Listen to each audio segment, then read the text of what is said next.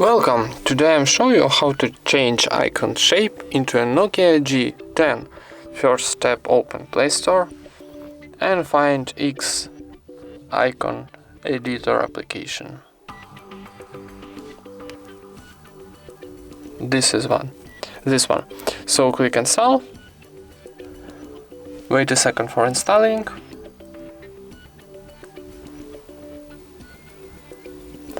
Then click open.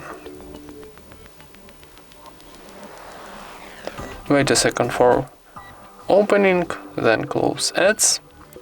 And now need to choose your application, maybe Black Desert, this one.